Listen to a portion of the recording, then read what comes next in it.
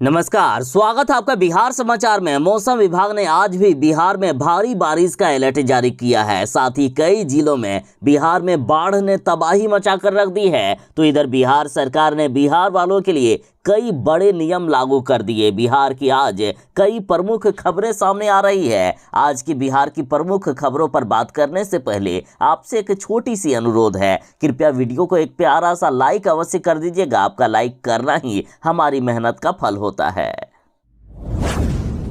मौसम विभाग ने बिहार में भारी बारिश का अलर्ट जारी कर दिया है। मौसम विभाग का आज सीधा सीधी कहना है कि बिहार में अगले एक सप्ताह तक बारिश का दौर जारी रहेगा। हालांकि मौसम विभाग ने साफ तौर पर कहा है कि बिहार में 15 और 16 अगस्त को बारिश में थोड़ी सी कमी आएगी। बिहार के कई जिलों में कहीं मध्यम तो कहीं हल्की बारिश होने वाली है, लेकिन 17 अगस्त से बिहार के सभी जिलों में भयानक बारिश होने वाली है, भारी बारिश होने वाली है। बिहार में 21 अगस्त तक बारिश की संभावना जताई गई है। 21 अगस्त तक बिहार में भारी बारिश दर्ज की गई है। मौसम विभाग के अनुसार आज और अगले 24 घंटों तक बिहार के जिन जिलों में बारिश होने वाली है वे जिले हैं मधुबनी, मुजफ्फरपुर, दरभंगा, वैशाली, शिवहर, समस्तीपुर, पूर्वी चंपारण, पश्चिमी चंपारण, सिवान, सारण, गोपालगंज, सीतामढ़ी, सुपौल, अररिया, किशनगंज, मधेपुरा, सहरसा, पूर्णिया और कटिहार। मौसम विभाग के अनुसार इस दौरान बिहार में नदियों का जलस्तर भी बढ़ेगा। लगभग सभी नदियां उफान पर रहेगी और कई इलाकों में बाढ़ की समस्या उत्पन्न होगी।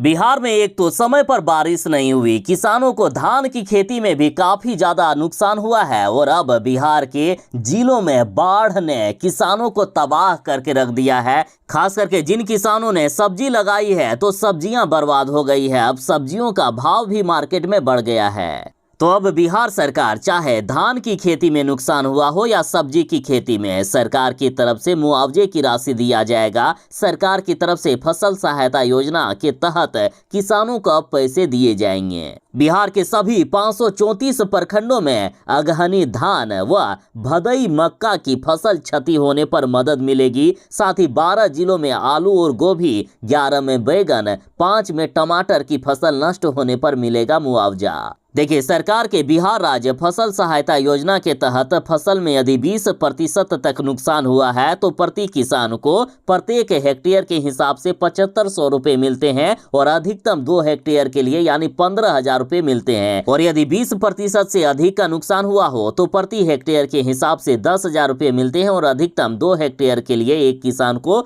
20,000 रुपया तक मिल सकता है। तो आखिर किस जिले में कौन सी फसल के लिए सहायता राशि मिलेगी? तो देखिए, धान और मक्का के केस में बिहार के सभी जिलों के किसानों को मदद दी जाएगी। और बात करें अगहनी बैगन की तो इनके लिए समस्तीपुर, वैशाली, गया, पूर्वी चंपारण, पश्चिमी चंपारण, कटिहार, पूर्णिया, किशनगंज, सुपौल, बेगूसराय एवं बांका का जिला स्तरीय फसल नोटिफाई किया गया है। टमाटर के लिए समस्तीपुर, गया, भोजपुर, वैशाली और पटना जिले के लिए अधिसूचित किया गया। और यदि गोभी सब्जी की बात करें तो गोभी के लिए समस्तीपुर, वैशाली, कटिहार, सुपौल, मधुबनी, पूर्वी चंपारण, पश्चिमी चंपारण, मधेपुरा, बांका, गोपालगंज, पूर्णिया, बेगूसराय का जिला स्तरीय फसल नोटिफाई किया गया। तो वहीं राज्य के 3 जिले बेगूसराय, समस्तीपुर और खगड़िया के किसानों को सोयाबीन की क्षति पर भी सहायता राशि मिलेगी। सुप्रीम कोर्ट ने फैसला सुनाया है कि बीएड करने वाले अब नहीं बनेंगे प्राथमिक शिक्षक। और इधर बिहार में हो रही है 1,70,000 शिक्षकों की बहाली, जिसमें से अधिकांश बीएड वालों ने प्राथमिक शिक्षक बनने के लिए यानी कक्षा 1 से 5वीं तक में आवेदन कर दिया है। लेकिन अब बीपीएससी की तरफ से बड़ी खबर आ रही है कि इस बहाली में कोई भी फर्क नहीं पड़ेगा और परीक्षा पर रोक नहीं लगाई जाएगी, तय समय पर परीक्षा होगी। बीपीएससी द्वारा कहा गया कि 1,70,000 शिक्षक नियुक्ति में शिक्षक भर्ती प्रक्रिया पर रोक की कोई भी योजना नहीं है। परीक्षा तय समय पर भी होगी। सुप्रीम कोर्ट के आदेश के बाद परीक्षार्थी भ्रम में ना रहें, वे अपना एडमिट कार्ड डाउनलोड करें। 20 अगस्त तक ही एडमिट कार्ड डाउनलोड होगा। साथ ही शिक्षक भर्ती की परीक्षा 24 से लेकर 26 अगस्त तक निर्धारित की गई है। सरकार के झूठे वादे सुन सुनकर अब जनता परेशान हो चुकी है। जनता अब मानने वाली नहीं है। आखिर जनता कितना बर्दाश्त करेगी? साल, 2 साल, 5 साल, 10 साल, 20 साल, एक हद होती है बर्दाश्त की और सरकार ने सारी हदें पार कर दी है। इस बार बिहार को बाढ़ से बचाने के लिए 1000 करोड़ जनता के खर्च कर दिए गए। कटाव रोधी के नाम पर बिहार में 700 करोड़ से भी ज्यादा की राशि खर्ची की गई है, लेकिन सब भ्रष्टाचार का भेंट चढ़ गया। और अब देखिए, अररिया से खबर आ रही है कि परमान नदी में कटाव का निरीक्षण करने के लिए पहुंचे थे एसडीओ और जेई। दोनों को ग्रामीणों ने पकड़ लिया और पकड़कर इनको बंधक बनाकर रख लिए हैं। और बिहार के नेता लोग, आप लोग सावधान हो जाइए, इस बार आप लोगों की खैर नहीं, क्योंकि जनता काफी गुस्से में है। आज तक इतने खर्च नहीं हुए थे बिहार में। 1000 करोड़ बाढ़ से राहत दिलाने के लिए खर्च कर दिए हो और सब भ्रष्टाचार की भेंट चढ़ा दिए। बिहार के अधिकांश जिलों में तो बाढ़ से तबाही मची हुई है। कहां रुक रहा है बाढ़? जनता काफी गुस्से में है। जनता कह रही है कि जब नेता लोग चुनाव के समय हमारे सामने वोट मांगने के लिए गिड़गिड़ाने के लिए आएंगे ना, उस समय हम अब जवाब देंगे। देखिए, अररिया से खबर है। अररिया में परमान नदी में तेजी से कटाव हो रहा है। इसी दौरान कटाव का निरीक्षण करने के लिए जल संसाधन विभाग के एसडीओ और जेई पहुंचे थे, जहां ग्रामीणों ने गुस्से में आकर दोनों को बंधक बना लिया।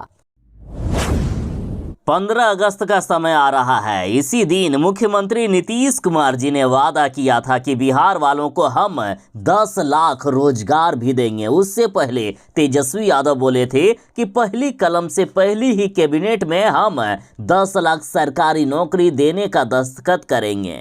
साल भर से ज्यादा का समय हो रहा है, लेकिन बिहार में ना तो नौकरी मिलती है और ना ही रोजगार। और अब प्रशांत किशोर ने तंज कसते हुए कहा कि नीतीश कुमार में दम ही नहीं है। नीतीश कुमार जैसे 100 सीएम भी आ जाए ना, फिर भी 10 लाख नौकरी नहीं दे सकते।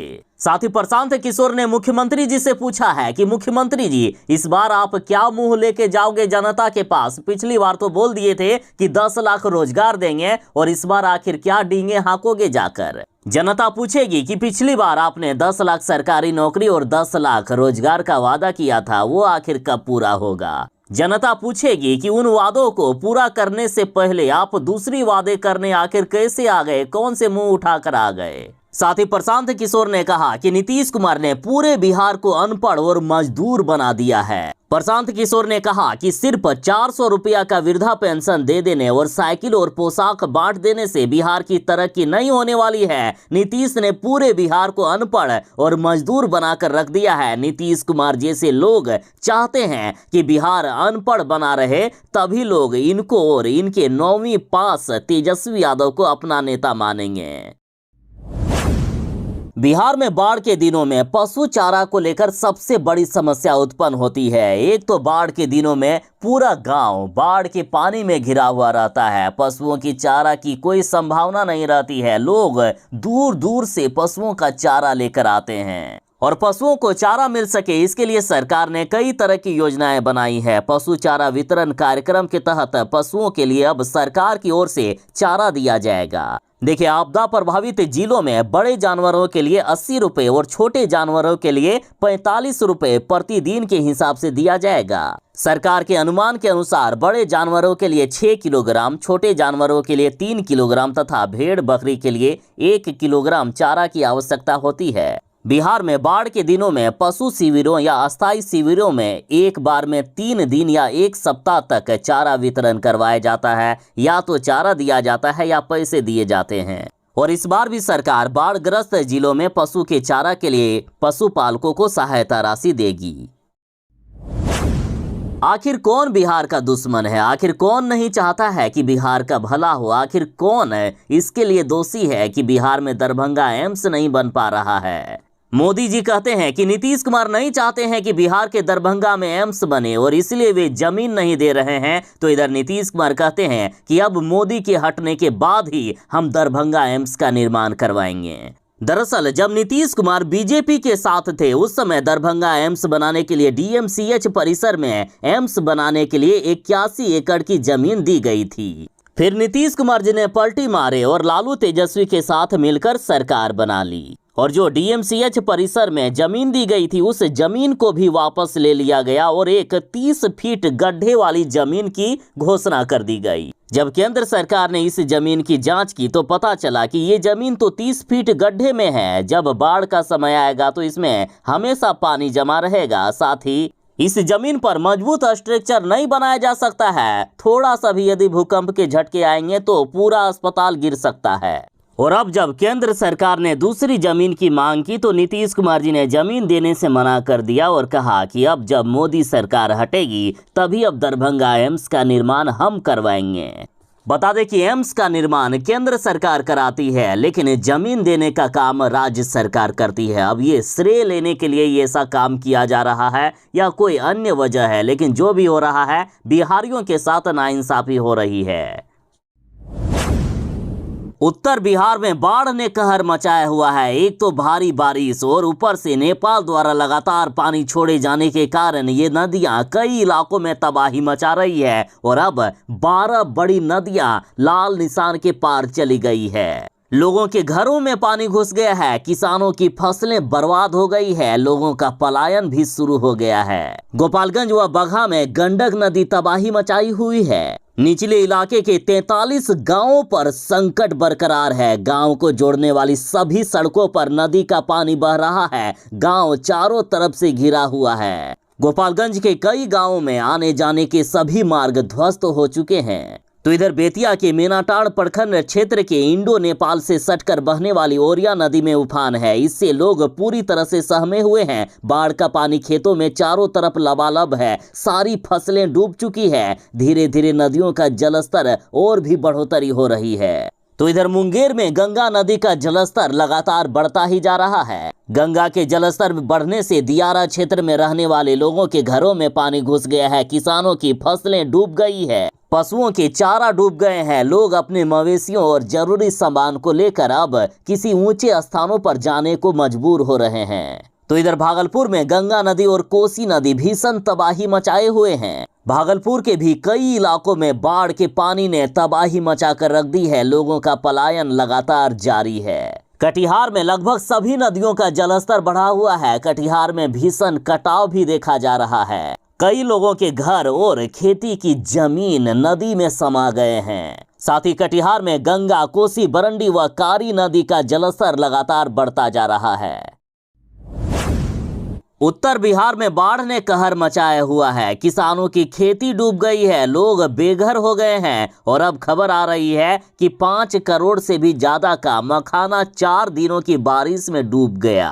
खबर है बिहार के पूर्णिया से, जहां 400 से भी अधिक किसानों की खेती प्रभावित हुई है। कोसी में आई बाढ़ ने इन किसानों का सब कुछ बर्बाद कर दिया। देखिए, पूर्णिया के हरदा पंचायत में करीब 400 किसान मखाना की खेती करते हैं। इस बार बारिश ने धोखा दे दिया। पूरे 2 महीने तक किसानों ने पटवन करके किसी तरह मखाना को जिंदा रखे और अब मखाना की खेती बस तैयार ही होने वाली थी कि अचानक से बाढ़ आ गया और करीब 5 करोड़ तक का नुकसान हो गया है। ये किसान फसल लगाने के बाद मई, जून और जुलाई में हर दिन पटवन कर फसल को किसी तरह से बचाए थे और अब ये किसान सरकार की तरफ मदद की गुहार लगा रहे हैं कि सरकार की तरफ से कुछ अगर मदद हो जाए तो थोड़ी सी राहत मिल जाएगी। बिहार वालों के लिए बड़ी खबर है। देखिए, प्राइवेट इलाज पर भी अब टीबी मरीजों को मुफ्त दवा दी जाएगी। अब तक यदि सरकारी अस्पतालों में मरीजों का इलाज होता था तो उन्हीं टीबी मरीजों को फ्री में दवा मिलती थी, लेकिन अब सरकार ने नया नियम लागू कर दिया है कि चाहे प्राइवेट अस्पतालों में ही मरीजों का इलाज क्यों न करवाया गया हो, फिर भी टीबी मरीजों को फ्री में दवा दी जाएगी। और इसके लिए स्वास्थ्य विभाग ने बिहार के सभी जिलों में कार्यक्रम को लागू करने की दिशा में पहल शुरू कर दी है। अभी फिलहाल बिहार के 19 जिलों के प्राइवेट क्लिनिक के मरीजों को इसका लाभ मिल रहा था, लेकिन अब सभी जिलों के सभी क्लिनिकों को इसका लाभ मिलेगा।